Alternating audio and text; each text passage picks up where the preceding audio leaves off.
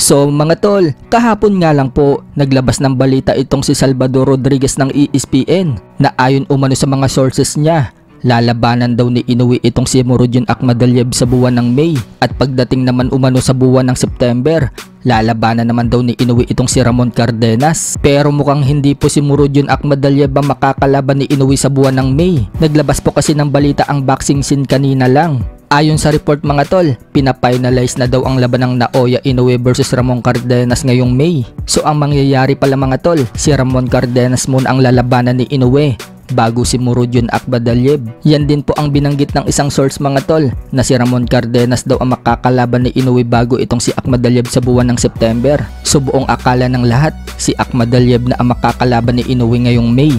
Pero ito palang si Ramon Cardenas na number 2 contender sa WBA. Pero tingnan natin mga tol, baka magbago pa yan. Mamaya, iba na naman pala ang makalaban ni Inoue. Hindi pa naman talaga yan opisyal. Samantala, inilabas na nga din po ni Torque Alalsik ang listahan ng mga lalaban sa May 2. Triple header nga po ang magaganap sa laban na yan. Ang laban ng Ryan Garcia versus Rolly Romero. Co-main event naman po dyan mga tol ang laban ng Devin Haney versus Jose Ramirez. At dedepensahan naman po ni Teofimo Lopez ang kanyang WBO Super Lightweight World Title at Ring Magazine belt dito kay Arnold Barboza Jr. So magiging abala po ang boxing world pagpasok ng buwan ng May. Pagkatapos po kasi ng laban na yan sa May 2, pagdating ng May 3, maglalaban naman itong si Canelo Alvarez versus William Escal, Jaime Munguia versus Bruno Soras rematch. At sa May 4 naman mga tol, dyan na po maglalaban si Naoya Inoue versus Ramon Cardenas at WBO Featherweight World Champion Rafael Espinosa versus Edward Vasquez. Sa kabilang banda naman mga tol, makikita na nga po natin bukas na sasampa na sa ibabaw ng ring si Gervonta Tank Davis kalaban ang WBA Super Featherweight World Champion na si Lamont Rhodes Jr.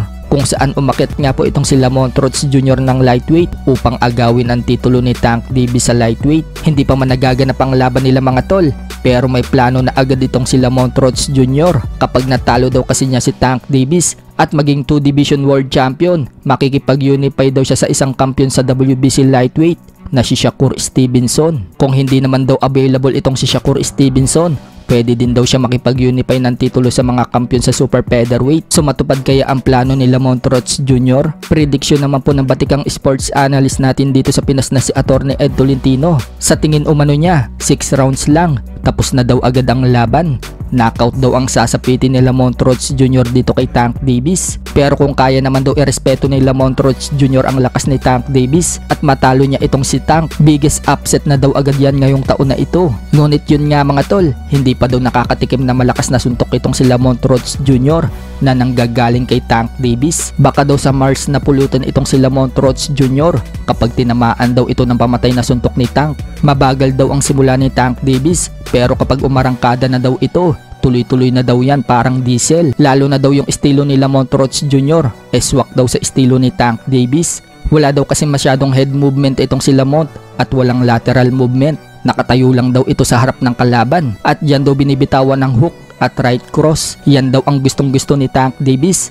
Tamang-tama daw yan sa uppercut ni Tank Davis. So anong masasabi nyo dyan mga tol?